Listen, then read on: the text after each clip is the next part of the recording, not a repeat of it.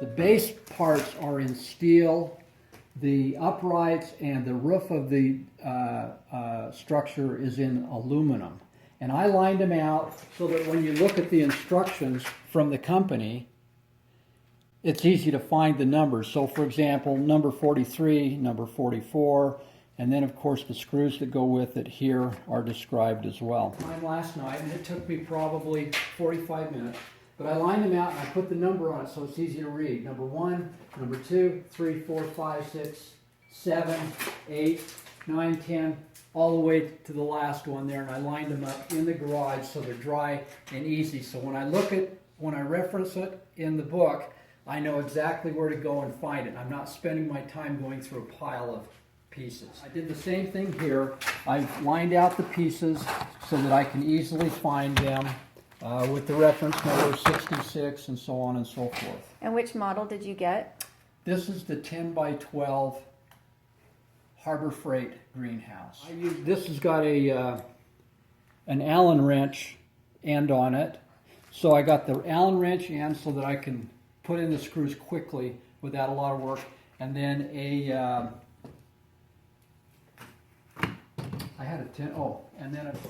10 millimeter wrench. Okay, so this is my mom's garden. They moved from the farm a few years ago, and Mom has a really good green thumb. So what she does is self-watering containers, and this is how she keeps in our very frost-heavy area. This is a breathable frost cover, so if the sun comes out, the plant can still breathe. It's not like she has to run out 4 times a day to open and close a cold frame. It's a great way to grow things in our area where we're a zone 4. Sometimes a zone 3, we get pretty cold. But they have PVC in them that allows her to water, and it has a little bit of a water reservoir in the bottom with that. I'm not going to show you this right now, but I'm going to show the project my dad is working on, which is a new greenhouse for them from Harbor Freight, and it was pretty inexpensive, but the way that he has fixed it up is really beautiful. I think it really adds dimension, not only dimension but beauty to the yard and usefulness, as opposed to maybe, I think what was there before was a rose bush. So it's really spectacular. Dad doesn't want to be on camera, so he's going to tell us what it is, and I'm just going to stand next to it, and maybe I can figure out how to point things out. These are called earth boxes. What we've used are simply inexpensive Sterilite. I think these are 18-gallon tubs that we take, and then we cut the center of the lid off of it so that we can actually put on the breathable fabric like this here, and that'll actually snaps and keeps the breathable fabric in place if it's windy or whatever. And then these are really great, and we can show you the mechanism that we use for a platform, but you can see there's a drainage hole here, and there's a platform just above that is elevated using PVC pipe, and I can show you one of those that I keep as a sample for future reference when I have to build more of them, because the Sterilite is not real heavy duty, and we have to replace these probably every 3 or 4 years. But you can see that we've elevated these off the ground about 1 foot. So also it's very easy on your back when you lean over. You're leaning over just a few inches to be able to work with your produce. And we've been doing this now for probably 7 years, maybe. You did it out at the farm, yeah, too. we did it at the farm, and when we moved to town, we simply brought our garden with us, dirt and all. You didn't lose anything. We didn't lose anything. Still harvested. We're still harvesting, and we still had all of our tubs and our platforms. That's the reason we're doing the greenhouse now, is so that it extends our season both early and late, where we're intermountain climate here. And isn't it nice to be able to get out of the weather, be outside but still not be out in the snow to take care of things, to have something like that? It's really nice, yeah. So we went with the Harbor Freight greenhouse, the 12 by 10, because of the cost on it. I priced this on the internet, and the internet listings were running at least $1,200, if not $1,400 and higher, and there were some that were a couple thousand, $2,500. But anyway, the Harbor Freight one, we just watch for. I'm on their list, and so I get the coupons and the sales that they have, and I watch for them. and I think we paid for this one a little over $500 compared to even the other ones that are all kits. Like I say, $1,200–1,400 and higher, so $500. Now, I also read the critiques on the Harbor Freight one, and everybody said you do have to do some modifications. And ultimately, I'm sure I will do some modification on this here. What it is it's a double wall. I don't know if it's plexiglass, but it's a UV resistant double wall material for insulation. And everybody had to use some kind of additional modification in order for those to stay on the framework. Right. Everybody says that. Yeah. In our case here, we didn't want it in the middle of the yard. We wanted it to the side of the yard. And I had this existing, it's about 14-inch high cement footing that runs along and creates a elevated flower bed. And this worked for me. I brought it in about a foot from the neighbor's fence. And the way that I did this is, this is a 12-foot long 2x6 that I used. There's two 2x6s and one 2x4. And I put in footings every 4 feet. I put in a small footing. I didn't go very deep because this isn't going to bear a lot of weight. But I put in the 4 footings with a redwood 4x4 riser coming up 1, 2, 3, 4. And then I put another small one next to the footing on each end to do this offset at the end of the platform. But what I wanted to do was build a platform here that would support the weight of the greenhouse, make it secure for wind so it wouldn't blow away. And then in order to make this solid enough, because I had the empty space in there, I took, you can see the cinder block here. It's a common 8-inch, 8x8 by 16-inch cinder block.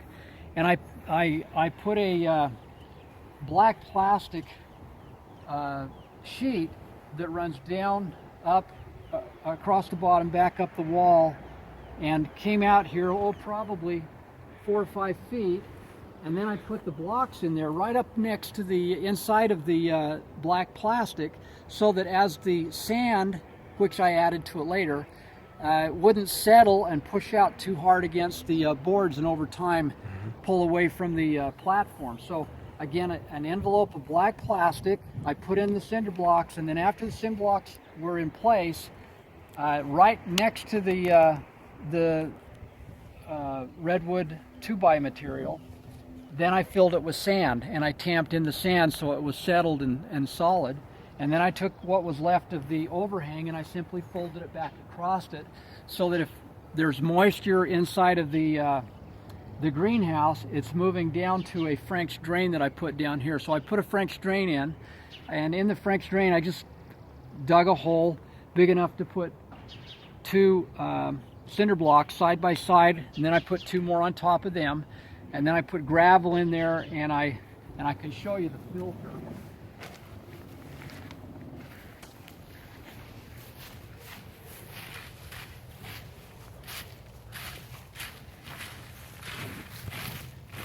And so I took some hardware fabric, cut it. I found a plastic framework that I could put around it. I put rocks into that, and then I put the hardware cloth across the top of that, and then I simply backfilled the whole thing with playground chips. I didn't use bark because it's bigger, it's more, it's rougher to walk on and to roll a wheelbarrow on. I wanted it to be easy to walk on. And then this whole, as you can see, black plastic all around, and the black plastic slopes to the French drain, so that if there is overrun water inside of the greenhouse, there's a place for it to go into the ground. And this is what you're seeing here, is the 8 pieces of the bottom of the Harbor Freight greenhouse that was shipped with the rest of the greenhouse. I just started to put it together. So are you going to put a ramp in to get up into it? Yeah, I'll put a ramp here. I'll probably make a 4-foot wide ramp, and probably put a secondary ramp up there because I actually went above grade. I didn't want to have to tear up the lawn, and I really didn't want to have to try to deal with tearing up the footing that's in the existing flower bed. So I just went above grade, and what I'll do is ramp everything up into the, and I eventually will probably fill this all the way to the top with the wood chips is what I'm anticipating. I have to say that my favorite part of it is that corner where it just ties in so nicely to that edge. You didn't have to take any of your concrete out, but it just ties in so nicely to that edge. It just looks really polished. That is my favorite part. And we do have a lot of wind here, so if you didn't anchor it. Yeah, you'd have trouble. And also I like that it's not in the middle of your yard. You still have room for kids to play. So you're kind of protecting your greenhouse from children by having it moved over and having this little bit of an edge. I will eventually run an electric line from the house also. I'll run electricity out here, and I'll probably put some type of a water line so that it can be removed during the winter months when it would freeze. But it'll probably be buried in the ground and make it easy to use the greenhouse. Well, it's looking really good. Yeah, it's coming. So, after putting down the initial still frame, of course, the aluminum rails run along here, and that was the second thing you put on. Then you put up your corners, and what I did was I assembled the corners on the ground, the diagonal, the two diagonals, and the one upright. So I assembled them on the ground according to the instructions, and then when I put them up in place, I simply let the diagonals sit and kind of support themselves a bit, and I screwed in the base of the upright corner to the base rail. And then after that's in place, then I was able to bolt the diagonals both on, and I did that on all four corners. Then I constructed the two side ceiling rails, this one here and that one over there, and using nylon zip ties, I put them in place temporarily because I was doing it by myself. And then I would bolt each of the two ends in on both of the side rails. And then the front rail, I did the same thing. I used the zip tie to hold it in place temporarily and then bolted it on. So that was the order I did it in. And then I came back, and these upright rails here, the instructions tell you that you have to put double bolts in them. These three in the middle, and those three, and the two back middle ones there. One isn't in yet, one hasn't been installed yet. But I used a piece of tape. You could use duct tape or strapping tape, anything you wanted, and I just simply put them in place approximately a third of the, dividing the rail in thirds and putting a piece of tape below them to hold them in place. You have to insert them in this inside groove here prior to installation. This is the last rail I need to put in now, and we'll show you how we do it, but this is number 14. It goes in the back here. First thing is you have to loosen the base nut just a hair. I've already loosened this one up a little bit, and it has to just be 1/8 of an inch opening in there. And when you've got the opening, then you simply slide this in place into that track and tighten it back up just a little bit. Now, this is a good one to show you, because earlier in the construction, they have you attach these two pieces of hardware here. And at this point we need to release those, take them back out so that we can attach this. So this is the suggested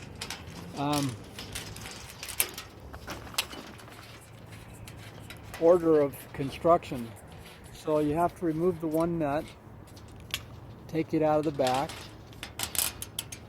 then you can drop that into the rail here, because you're going to have to reinsert that in just a moment. You're going to need to remove the other one here. I didn't tighten them real tight because I understood I'd have to reattach this anyway. So you have to remove the other bolt. Again, slip it down in the track on this side, and then this piece here is reattached to these to the bolts here at on the two bottom holes.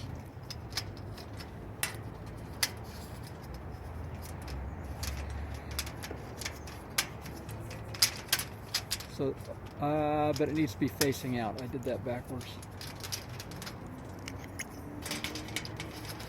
So,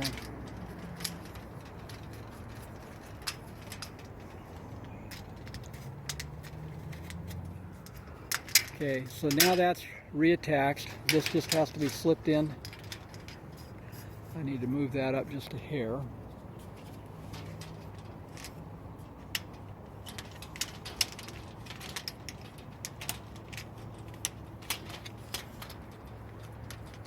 This is the reason you want to tape those in the track, is because you have to push them back up that track. And there we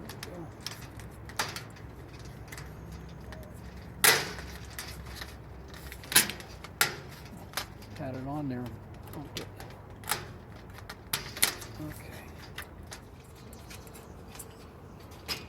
Now, just keep in mind, because it's aluminum, you don't want to over tighten your nuts on this. So just down to where they're just a little snug is all.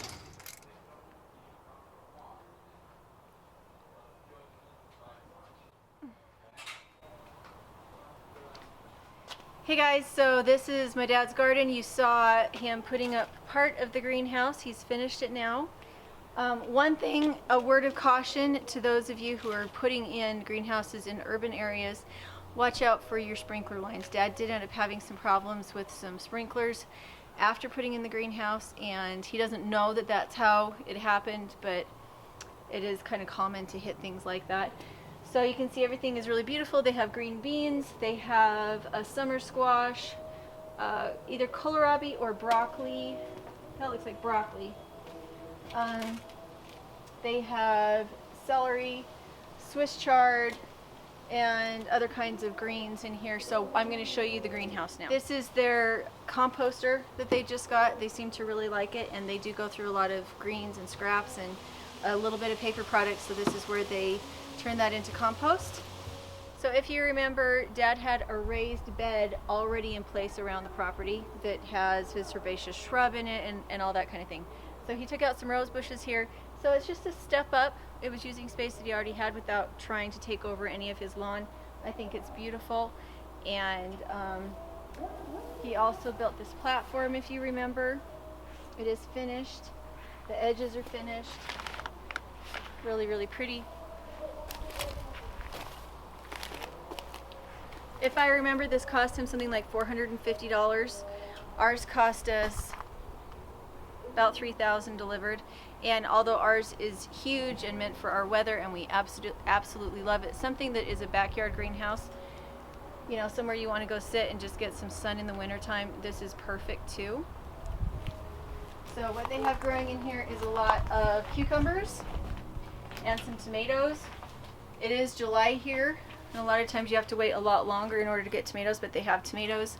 And this is a shade cloth to keep things from getting too intensely hot. You can see the wood chips on the ground. They do have a watering system that is set up. There is a spout here that they use that hose to go into the self-watering containers. So they have power out here, they have water out here, and instead of using a sprinkler, which encourages weeds, they have the self-watering containers. So that's what this PVC is. So Dad got this greenhouse from Harbor Freight, right? Harbor Freight. Super cheap, super cute. My dad is a master at what he does. I don't know if everybody could make it this cute and professional, but he does an amazing job. So good job, Dad. And any of you that want a little greenhouse for pretty cheap, Harbor Freight looks like the place to go. Thanks, guys.